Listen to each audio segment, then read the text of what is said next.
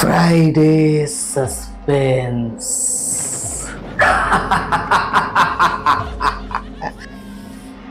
শুধুমাত্র মেডিটা লেজেন্ড ওয়াইটি চ্যানেলে রাত ৯টায় আসবে গল্পের ধারা, রহস্য, প্রেম আর হাসির খেলা সারা।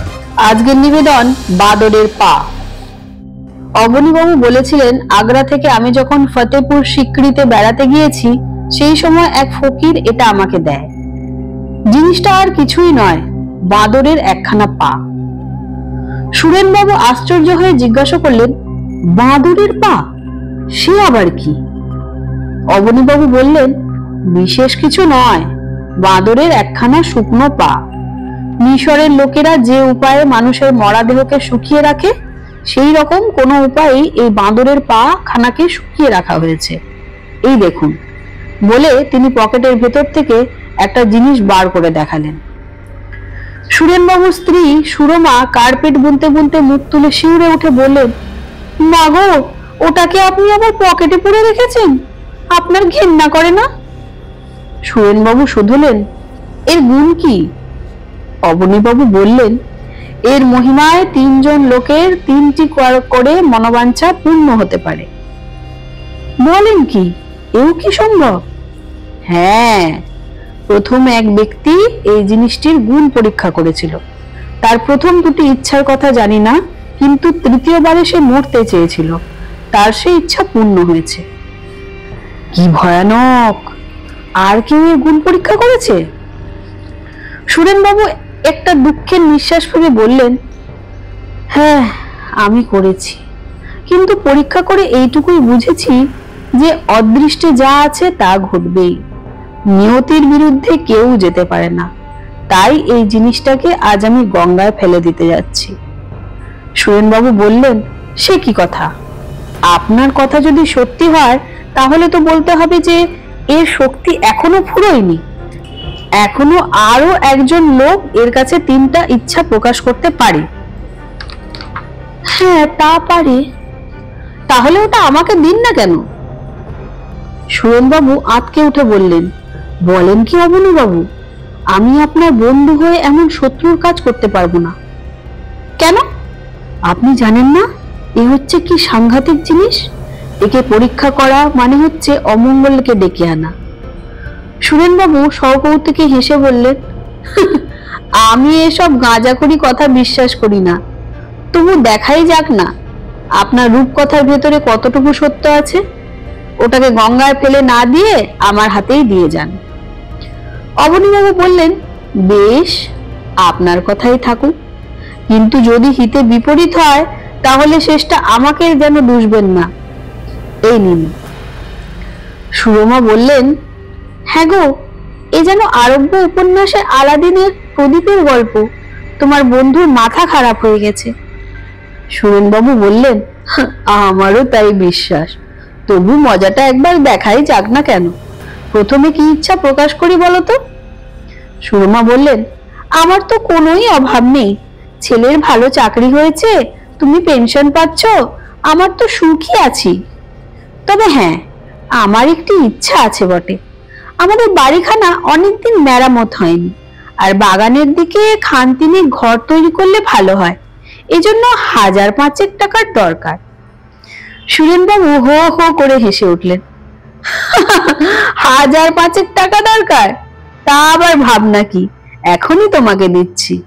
বলেই তিনি বাদরের এই শুকনো পাখানা হাতের উপরে রেখে বললেন, আমাদের 1,000-5 টাকা দরকার, বুঝেছ? 5,000 টাকা। তারপরে তিনি আর্তনাদ করে বাদরের পাখানাকে টেবিলের উপরে ফেলে দিলেন। সুরমা ব্যস্ত হয়ে বললেন, ও কি, অমন করে উঠলে কেন? সুরেনবাবু সভয়ে বললেন, আমার ঠিক মনে হলো বাদরের ওই পাখানা আমার হাতের ভিতরে নড়ে উঠল। সুরমা বললেন, ও, তোমার মনের ভুল। চলো, রাত হলো, এখানে বসে আর পাগলামো করো না, খাবে চলো। সেই রাতে ঘুমিয়ে ঘুমিয়ে সুরেনবাবু স্বপ্ন দেখলেন একটা বাঁদর যেন তার পাশে শুয়ে আছে। তিনি তাড়া দিতেই সে বিছানা থেকে লাফিয়ে পড়ে পালিয়ে গেল। সুরেনবাবু দেখলেন তার একখানা পা নেই। পরদিন সকালবেলায় চা পান করতে বসে সুরেনবাবু সুরমার কাছে কালকের রাতের স্বপ্নের কথা বলেছিলেন। সুরমা হেসে বললেন, কিন্তু আজ ঘুম থেকে উঠে তুমি বিছানাটা ভালো করে খুঁজে দেখেছো তো? বাদরটা হয়তো আমাদের টাকা দিতে। বলতে বলতে থেমে পড়ে সুরমা চমকে উঠে সত্যন্ত স্বরে বললেন, দেখো দেখো। বাগানের একটা বট গাছের ঘন পাতার ভেতর থেকে একটা বানর মুখ বাড়িয়ে বসে আছে। সুরেনবাবু সহজভাবেই বললেন, পাড়ার ঘোষেদের বাড়িতে দুটো বাদর আছে জানো না? একটা কোনো গতিকে পালিয়ে এসেছে আর কি। বাঁদরের মুখখানা আবার অদৃশ্য হয়ে গেল। সুরমা বললেন, আমার যেন কেমন ভয় ভয় করছে। সুরেনবাবু কি বলতে যাচ্ছিলেন এমন সময় ডাক পিয়নের গলা পাওয়া গেল। রেজিস্টারি চিঠি আছে বাবু। সুরেনবাবু নিচে গিয়ে সই করে চিঠি নিয়ে এলেন। খামের উপরটা দেখেই তিনি বুঝলেন চিঠিখানা এসেছে রেল অফিস থেকে। তার পুত্র অমিয় কুমার রেল অফিসের একজন বড় অফিসার। চিঠির বক্তব্য এই, প্রিয় মহাশয়, আপনার পুত্র অমিয় কুমার সেন্ট্রেলের কোনো কাজে হাজারিবাগে গিয়েছিলেন। সেখানে জঙ্গলে পাখি শিকার করতে গিয়ে দুর্ভাগ্যক্রমে তিনি এক বাঘের দ্বারা আক্রান্ত ও নিহত হয়েছেন। অনেক অন্বেষণ করেও তার দেহ পাওয়া যায়নি। এই শোচনীয় দুর্ঘটনার জন্য আমরা অত্যন্ত দুঃখিত। রেলের প্রভিডেন্ট ফান্ডে আপনার পুত্রের 5,000 টাকা জমা হয়েছে। এই টাকা নিয়ে যাবার ব্যবস্থা করবেন। সুরেনবাবু পাগলের মতো চেঁচিয়ে উঠলেন, 5,000 টাকা? 5,000 টাকা? বলতে বলতে তিনি অজ্ঞান হয়ে গেলেন। 1 মাস কেটে গেছে। গভীর রাত্রি। সুরেনবাবু আর সুরমা পাথরের মূর্তির মতো বসে আছেন। তাদের চোখে ঘুম নেই। অমাবস্যার রাত, আকাশ অন্ধকার। বাগানের বড় বড় গাছগুলো দমকা হাওয়ার যেন কেঁদে কেঁদে উঠছিল। হঠাৎ সুরমা উঠে বললেন, ওগো, সেই বাঁদরের পাটা কোথায় গেল? বাঁদরের পায়ের কথা সুরেনবাবু একেবারেই ভুলে গিয়েছিলেন। টেবিলের দিকে তাকিয়ে দেখলেন সেখানেই সেটা পড়ে রয়েছে। তিনি স্ত্রীকে বললেন, ওই যে, কিন্তু ওর কথা জিজ্ঞাসা করছো কেন? সুরমা বললেন, ওর কাছে তুমি এখনো দুটো ইচ্ছা প্রকাশ করতে পারো। সুরেনবাবু বললেন, না না, আর কোনো ইচ্ছা প্রকাশ করবার দরকার নেই। ওসব বাজে আজগুবি ব্যাপার। সুরমা বললেন, না না, আমি আমার ছেলেকে দেখতে চাই। সুরেনবাবু বললেন, কি তুমি আবল তাবল বকছো? কোথায় আমাদের অমিয়? বেঁচে থাকলে সে আপনি আসতো। সুরমা মাথা নেড়ে বললেন, না না না, আমি তাকে দেখবই। তুমি ইচ্ছা করলে সে এক্ষুনি আসবে। সুরেনবাবু বললেন, শোকে তোমার মাথা খারাপ হয়ে গেছে। আমার প্রথম ইচ্ছাটা ফলেছে দৈব গতিকে, বাদরের পায়ের জন্য নয়। ওর কোনো গুণ নেই, অসম্ভব, কখনো সম্ভব হয় না। সুরমা কাঁদতে কাঁদতে বললেন, তাহলে তুমি আমার কথা রাখবে না? আমার অমিয়কে দেখাবে না? সুরেনবাবু নাচার হয়ে বললেন, বেশ, তুমি যখন কিছুতেই বুঝবে না, তখন কি আর করি বলো। এই বলে এগিয়ে গিয়ে টেবিলের উপর থেকে বাদরের পাটা তুলে নিয়ে বললেন, আমি আমার ছেলে অমিয়কে দেখতে চাই। বাইরে একটা পেঁচার চিৎকার সঙ্গে সঙ্গে ঝোড়ো হাওয়া গো গো করে উঠল।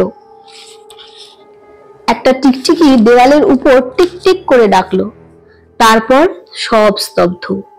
সুরেনবাবু বললেন, দেখলে তো, ও বাঁদরের পায়ের কোনো গুণই নেই। আমি এখন শুতে যাই, তুমিও এসো। সুরেনবাবু 2 পা অগ্রসর হলেন। সঙ্গে সঙ্গে সদর দরজাটা দুম করে খুলে যাওয়ার শব্দ হলো। সুরমা ধর্মর করে উঠে দাঁড়ালেন। ব্যগ্র স্বরে বললেন, ও কে দরজা খুললে? সুরেনবাবু বিবর্ণ মুখে বললেন, ও কেউ নয়, ঝোড়ো হাওয়ায় দরজাটা খুলে গেছে। সুরমা বললেন, না গো না, আমার অমিয় আসছে। আমার অমিয় আসছে, আমি তার পায়ের আওয়াজ চিনি। সিঁড়িতে তার পায়ের শব্দ শুনছো না? বলতে বলতে তিনি ছুটে বাইরের ঘরে চলে এলেন। সুরেনবাবু আড়ষ্ট হয়ে দাঁড়িয়ে রইলেন। কাঠের সিঁড়ির উপরে কার পায়ের শব্দ হচ্ছে বটে। হয়তো শব্দটা করছে তার প্রকাণ্ড কুকুরটা। কিন্তু যদি তা না হয়, যদি সত্যি অমিয় আসে, তাহলে সে কি মূর্তিতে আসবে? বাঘের আক্রমে সর্বাঙ্গ ক্ষত বিক্ষত, মুন্ডহীন, রক্তাক্ত দেহ? সুরেনবাবু আর ভাবতে পারলেন না।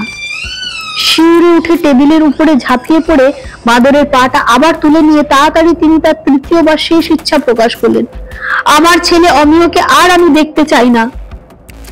সিঁড়ির উপরে আর শব্দ শোনা গেল না। খানিক পরে সুরমা নিরাশ মুখে ফিরে এলেন ঘরে।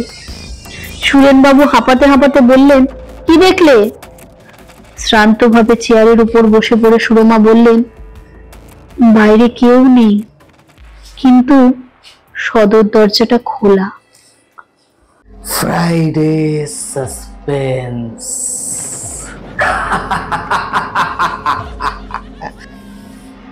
শুধুমাত্র মেডিটা লেজেন্ড ওয়াইটি চ্যানেলে।